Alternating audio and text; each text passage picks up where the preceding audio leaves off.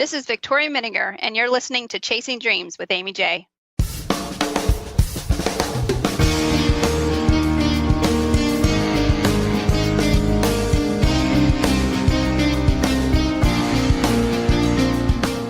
Welcome to Chasing Dreams podcast with Amy J.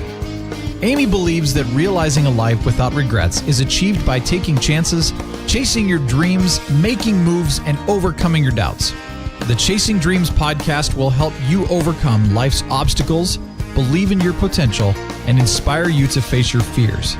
And now here's the woman who is passionately pursuing her dreams, Amy J. Hey, Dream Chasers. This is Amy J, and you are listening to episode 121 of Chasing Dreams. It's getting to the end of the year, guys, and I have a wonderful friend here for you today. Her name is Victoria Minninger, and she is the founder of Fearless Women Entrepreneur, mentoring women entrepreneurs to thrive, not just survive, in business and life. She is also the founder and CEO of Bear Creek Enterprises, actively working alongside her husband, Brian, to provide employment opportunities and a positive work environment with the construction industry. From years spent building and running various businesses to her time spent as a staff writer for a large university, she has honed her skills in the trenches of business and the creative world of writing. Victoria lives in Central Virginia with her husband and 4 daughters, and in her downtime, she loves to run and spend time in the outdoors and travel, which isn't really my thing.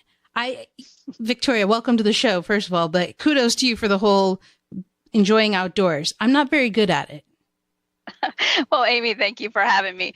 I don't know if I always enjoyed it either until here later in my life. And it's become a place of refuge for me. So I think that's why I like getting there so much. It's quiet. That's funny how you make a point, how different phases of our life, we find that we enjoy things later that we probably didn't before. So maybe there's hope for me yet. Exactly. Now, Victoria, you are the founder of Fearless Women Entrepreneur. And I have a feeling that wasn't something you did right out of college. I mean, when did you start that enterprise?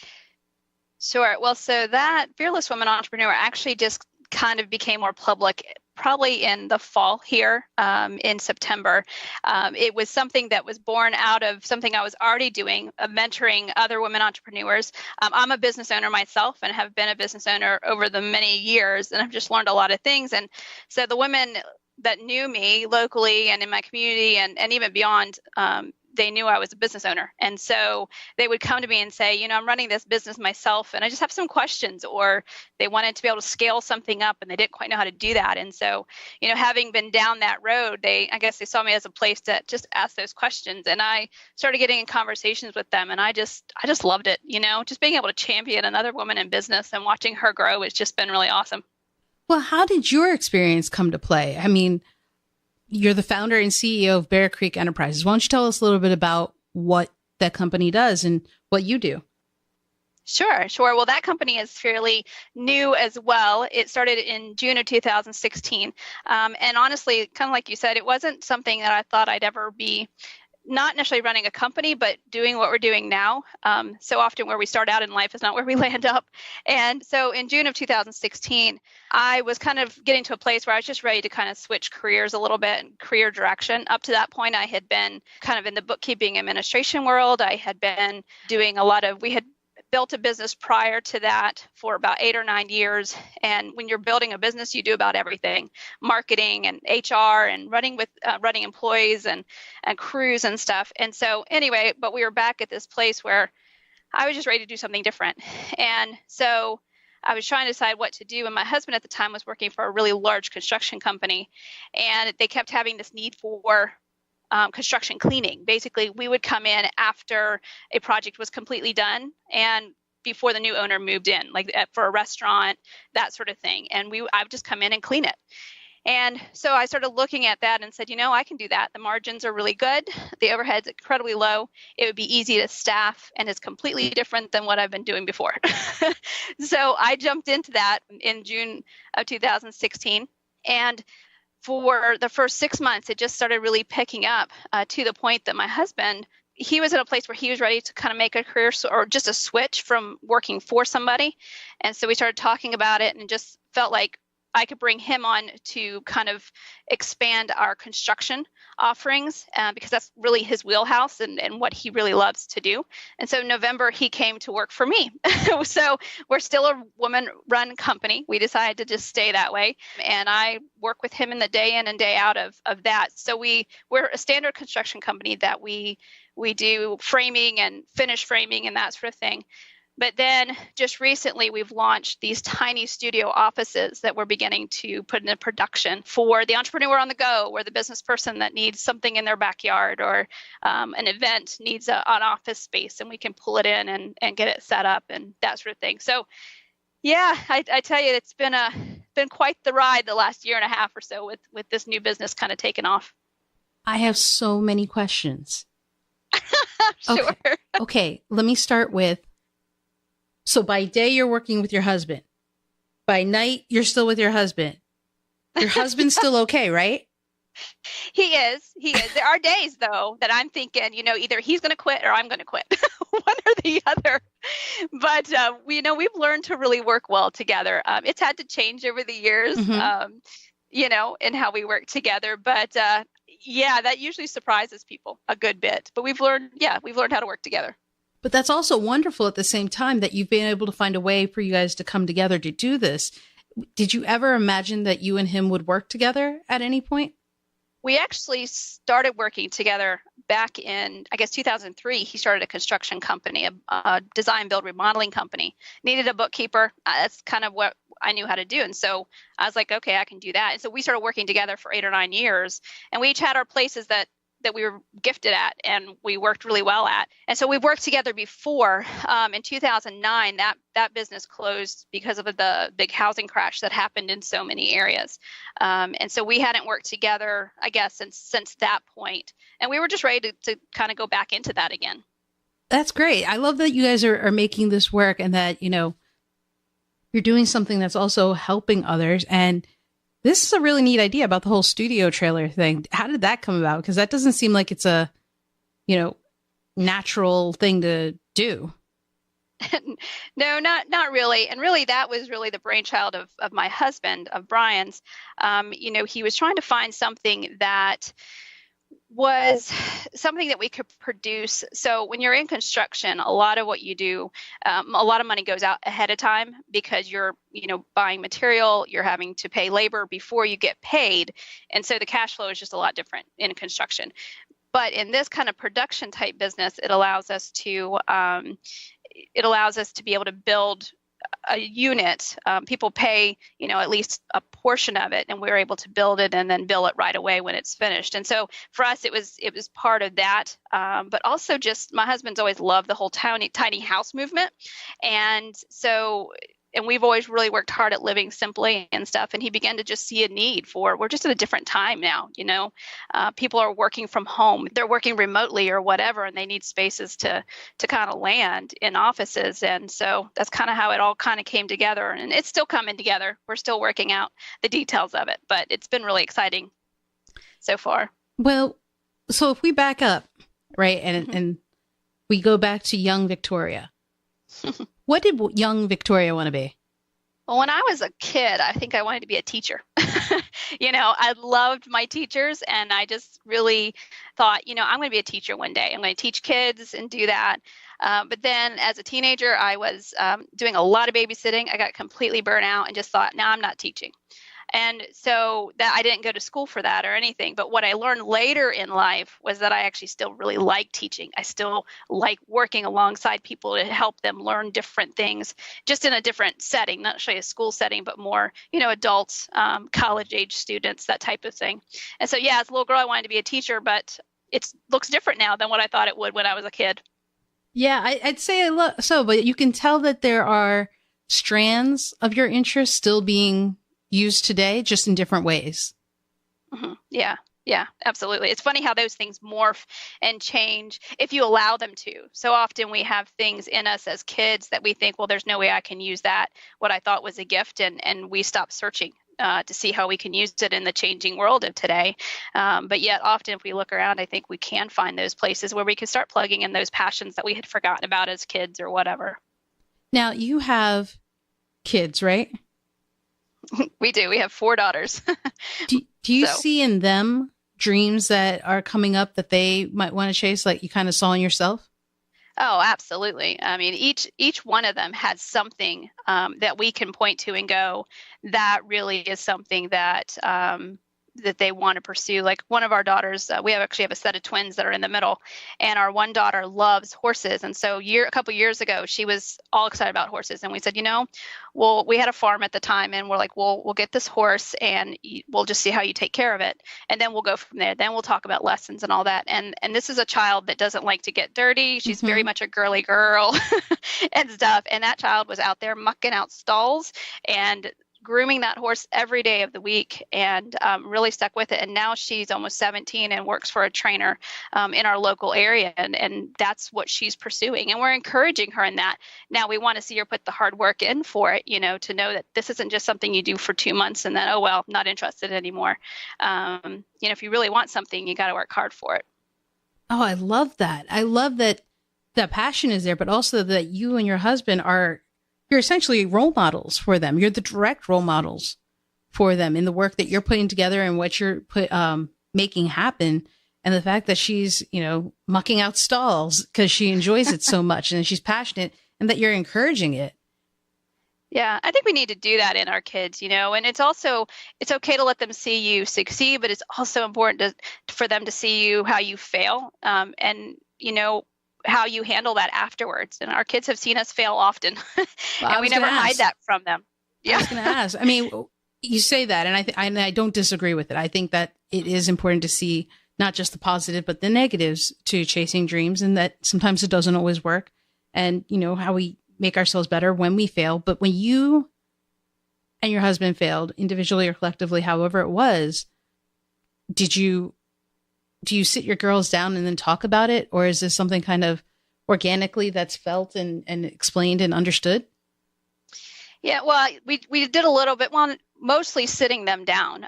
Like when our business failed back in 2009, when that whole housing crash had come through, a lot of people went out of business, and we were one of those. And it was a painful, painful loss. And our girls were a part of that because they had always seen mom and dad working in this business, and all of a sudden it was gone and it was done. And, mom and dad were trying to work through those emotions that come with that. And instead of trying to just hide those behind closed doors or whatever, it was a sitting down. And now at the ages that they were at, we were careful how we shared. We obviously didn't share all the deepest details or whatever, but we talked about, yeah, mom and dad are struggling and this is why, but this is what we're doing to help move us through this, and that what their role is, because our kids are so much more intuitive than we give them credit for sometimes.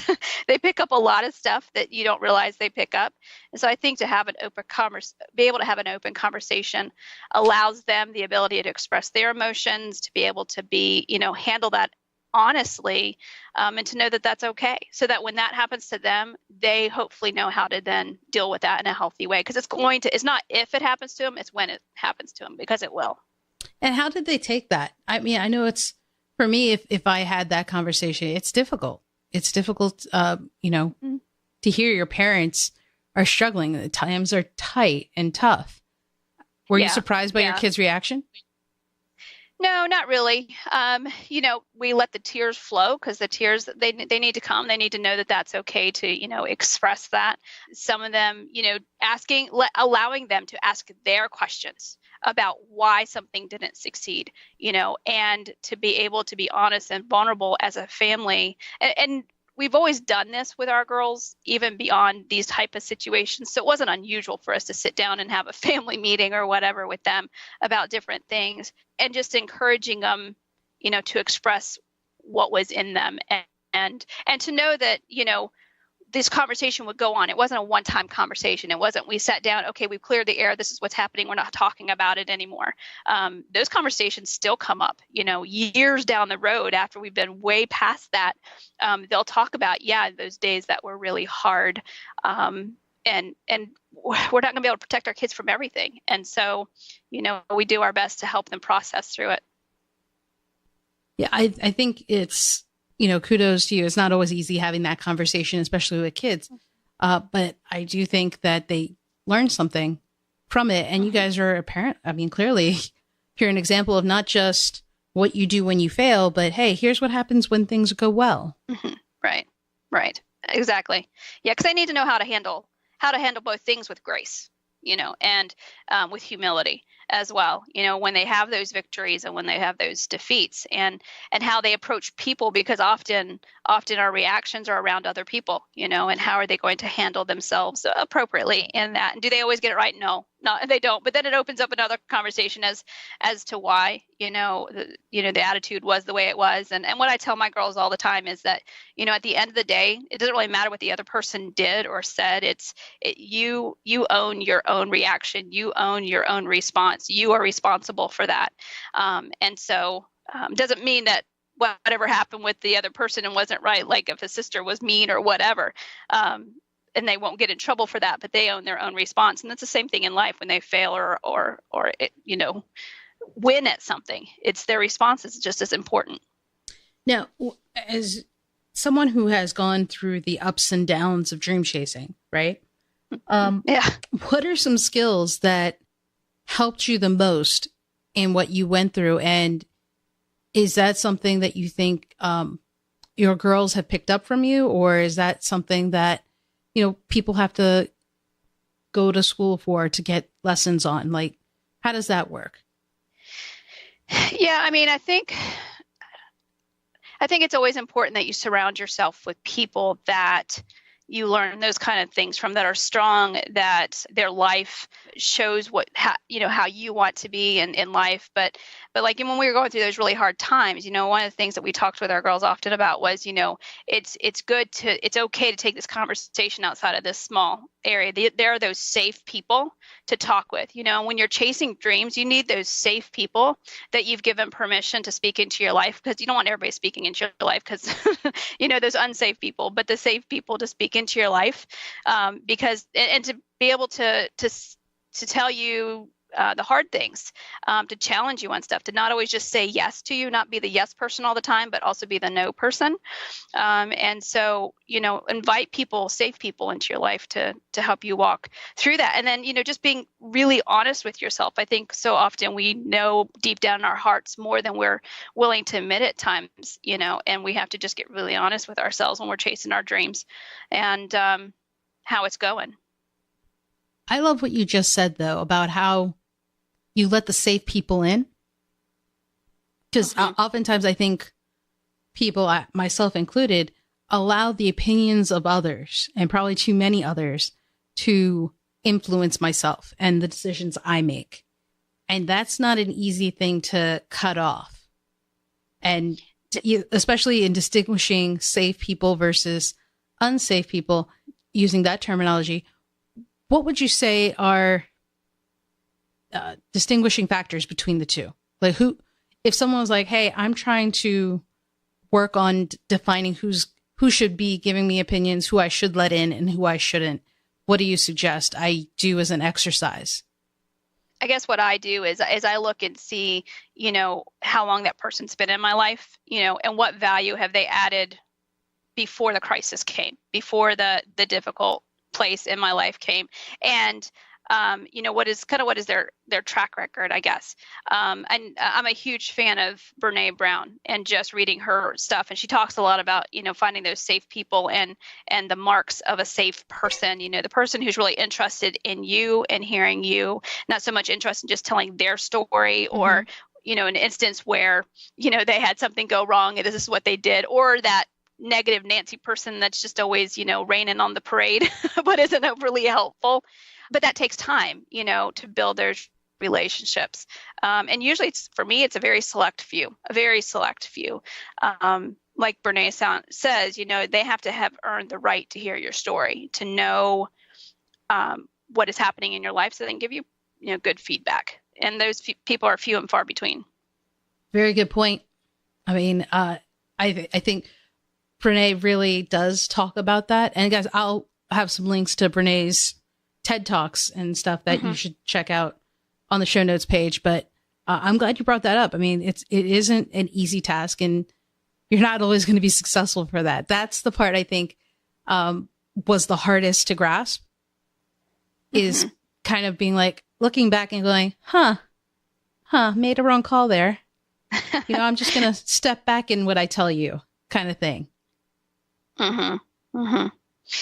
I mean, I think we really struggle, people in general, as people, I struggle with this and worrying about what other people think. Unfortunately, at times I worry about what other people think, the wrong people think, the people that at the end of the day, and honestly, this is one of those conversations I'll have with myself saying, okay, is this a person that if I needed to call somebody in the middle of the night, could I call them? That helps me determine. That's a good one. That's a good one. Because if I look at my list, the people on my list are people I could call at 11 or at 5:30 a.m. I'd probably text them first, guys, but I could call them if I needed to, and they would understand. Right. And they would drop what they needed to drop and just come if you really needed them to. And I've been in a situation or two where that has happened to me, where I've just needed somebody right then, and I had that person. It hasn't always been true in my life. There definitely have been lonely stretches of my life where I wasn't sure that I had anybody to call. But again, and I think when you recognize that, if you're in that place right now, then you start cultivating those relationships, because they're going to be really important and key to help you driving for that dream down the road and as you go along. I would say this, and let me know if you agree. Don't be desperate about it. You don't want to give yourself away emotionally, just to any old person because they are your friend. It's right. Yeah, it's very easy to kind of slip into that, especially when you're vulnerable and just kind of starting out. Yeah, it's very true. And one of the things I think about, is that, when you're going down the street, you're not necessarily sitting there looking down at the sidewalk looking for all the quarters or missed pennies or whatever. You just kind of walking down the street. But if you come across one, you just pick it up and you keep going along as just naturally walking along. I think it's the same thing with relationships. You go along, you be aware, and then you see, as relationships come, is this a fit? Is it a natural fit? And you'll know whether it is or not. It may take time, but you'll know whether it is or not. And it's okay to be selective in that. Yeah, absolutely. Now I got to ask, because it's one of those things, just like, kind of meeting new people, going outside your comfort zone and doing that. One of the things I would have to do, like we mentioned at the top of the show, is go outside and kind of get used to nature, which is outside my comfort zone. But, we talked about how stages in your life, things change. How did your love for the outdoors and just kind of the relaxing nature, did that just come naturally? Did you go outside your comfort zone for that? Well, it's one of those things that I grew up on a farm. And so I was always trailing after my dad on a farm. And so I had that love of nature at that point, but I can say that life kind of got in the way. Well, life got in the way, busyness got in the way, raising kids. I forgot the things that I actually really loved to do. And it wasn't until I walked through a very difficult part of my life, where this was after our business had failed and we were rebuilding our life, that I went through a really deep season of depression. And I took some time to sit with a counselor, because I just knew I needed somebody that was safe, that place. And she really challenged me, and she said, I want you to really get back to those things that you used to love. And what are those? And I had no idea. I'm like, I can't remember the things I used to love to do. I have no idea. And so she really challenged me to start exploring that. And so Brian and I usually take a lot of walks around our neighborhood and stuff. And we live really close to the mountains. And we just decided one day to go and take a hike. And it was at that moment that I'm like, oh, I really love to do this. And it was different for me, because we've always been in a very busy season with kids and business and all of that. And I realized that I had not taken just time to walk in the quiet of nature, and go hiking and that sort of thing. And now it's become a regular occurrence. We go hiking almost every weekend, on the Appalachian Trail or whatever, and the pieces that are around our place. And it's just been life-giving for me. Well, good for you in reaching out and talking to someone, especially when you went through that depression, and just, getting help. Because that's, I think, something that we all suffer with silently sometimes is depression, and the difficult times that we have, we just hold it in. And I think it's great that you found help who helped you also find something that worked for you. Right. Exactly. Well, and I think that that's one of the things that can kill our dreams. It was on its way to killing my dreams really fast. Yeah. And I had to make a choice. I had to choose to either stay where I was at in the bitterness and the anger and all of that, the things that had led to that depression, or I could, pick up my bootstraps and, get healthy and better and follow those dreams again, because it was either the death of the dream or it was chasing after it again. And that's always very painful. But often I think too, especially as women, I'll speak for women because obviously I'm not a guy. So, maybe this is true for guys too, but for us as women, we often feel very alone in that. We think nobody else has ever experienced that or gone through exactly what we're going through. And the truth is that there are so many that have. And so to be able to have those conversations, I think is healing in itself. Yeah. And, was it difficult to make that decision though, between the death of a dream and going back to chasing it? Oh, yeah, absolutely. Because, when you're in that place of just really struggling, there's a hopelessness that comes with that. And you're not sure that anything will ever get better. And that the battle to get from that place to chasing that dream again is going to be hard. And, I had to, and there were some days that I just okay, I just can't do this. And then the next day I'd wake up and go, okay, one more step. This is what I'm going to do, and it was just, it's been a journey for me for probably about 2 years now. And now we're in this place. And I think that's what drives me so much to want to continue to mentor and work with other women, is because to encourage them that their dreams don't have to die. Despite the difficulties that come. And if I can be that encouragement, if I can be that challenge for another woman, then that's awesome. Which, is fantastic. And it's wonderful that you're giving back in such a way. What has been surprising it's only been a few months since you've officially formed it, so to speak, with Fearless Women Entrepreneurs, but what has been surprising about creating this safe space? I think that there are probably a lot more women out there that are running businesses than I realized. When you're in the midst of, and we run a, bricks and mortar business, and there's a lot of women running bricks and mortar type of businesses, not just online, but doing that. And they are hungry for a place that there's others that understand them. And I thought that maybe there were already places like that. And so as I got to looking around before I even really launched that, I'm like, I'm not really finding a whole lot out there like this. And so that's part of why I did it. The need was there. People and women were beginning to call and email me. And I'm like, and after like the 5th or 6th email, Brian looked at me. He said, you really need to do something with this. He just was like, listen, at this point. Yeah, exactly. So, I launched into that, and we'll just see where it's growing and going. And it's been exciting. No, that's got to be awesome and so rewarding, not just for the people you're helping, but for yourself. To give back in that way, I'm a big believer of that. And I'm curious, between Fearless Woman Entrepreneur, between Bear Creek Enterprises, between Studio Trailers, between your family, you have a lot going on. What's next? Is there a next, or are we going to kind of, let's see how this goes? It just started a lot of it. What do you think? Yeah. I think right now it's just seeing where this builds. Because like you said, there are a lot of things on my plate. And one of the things that I get questions a lot about, or especially one specific thing, is about how you balance it all. How do you balance kids? How do you balance work? How do you balance taking care of yourself? Yeah. especially after what I walk through, I'm a huge proponent of caring for yourself, probably before you actually care for anybody else. As contradictory as that may sound, before you care for your kids, before you care for your husband, before you care for your business, you take care of yourself, because if you're completely run down, then you're not your best for those that really matter to you.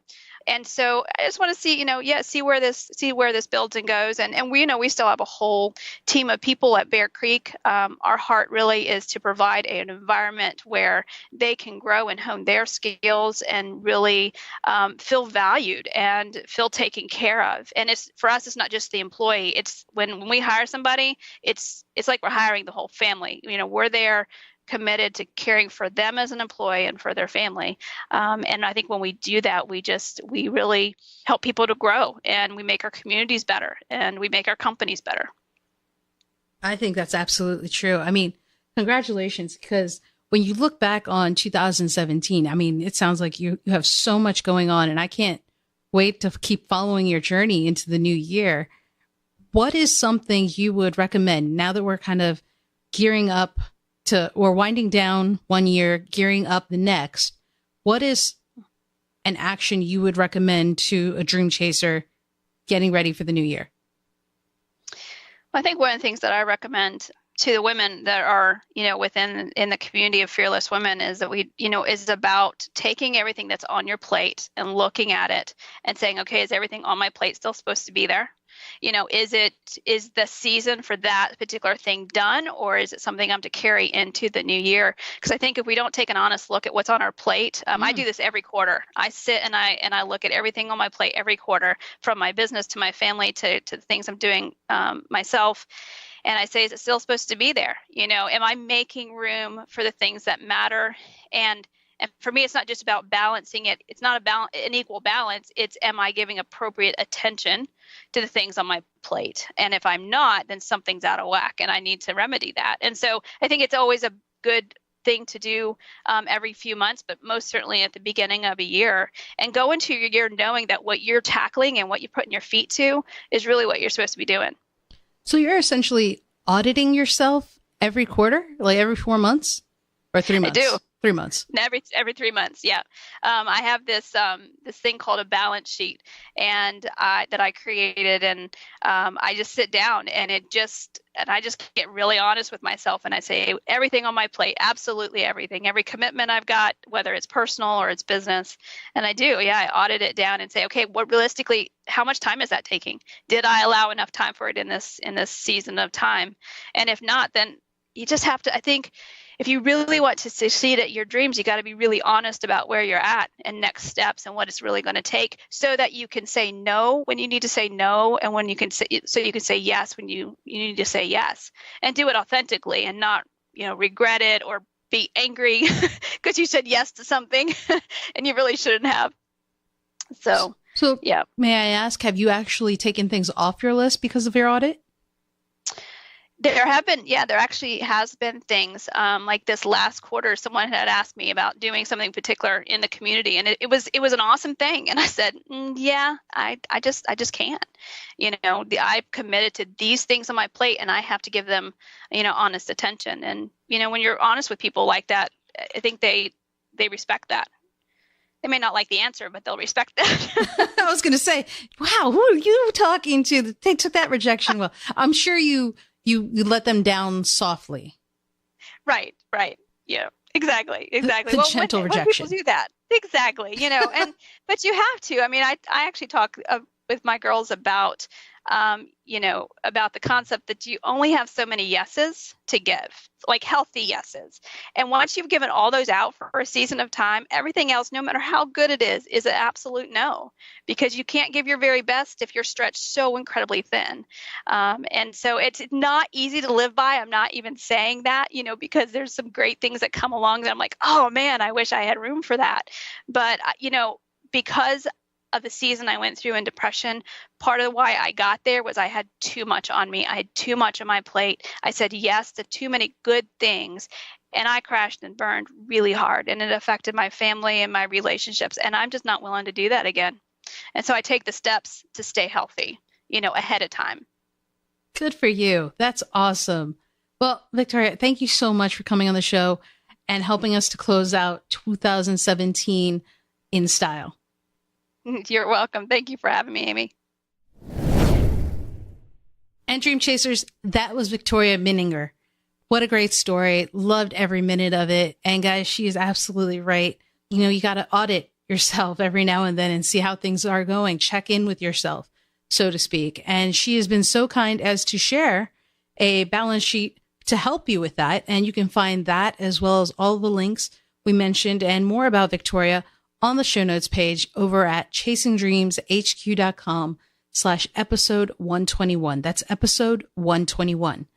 And guys, we're getting closer to the end of the year. That means the end of 2017 and the beginning of 2018. Definitely now is the time to look in, check in with yourself, check in with the dreams you're chasing. How's it going? Take steps towards fixing things if you need to. Keep doing the things that are working, revise the things that aren't, and be true to yourself. Let's make 2018 a great one. Okay? So until next time, guys, keep chasing. Thank you so much for listening to Chasing Dreams. Amy would love to connect with you and hear all about your pursuit of chasing your dreams. Connect with her on Facebook, Twitter, or Instagram via @ChasingDreamsHQ. Or you can find Amy on Twitter @AmyJ21. That's AIMEEJ21. Be sure to visit headquarters over at chasingdreamshq.com for more inspiration, motivation, and resources to help with your own dream chase. We hope you'll join Amy next week, and until then, keep chasing.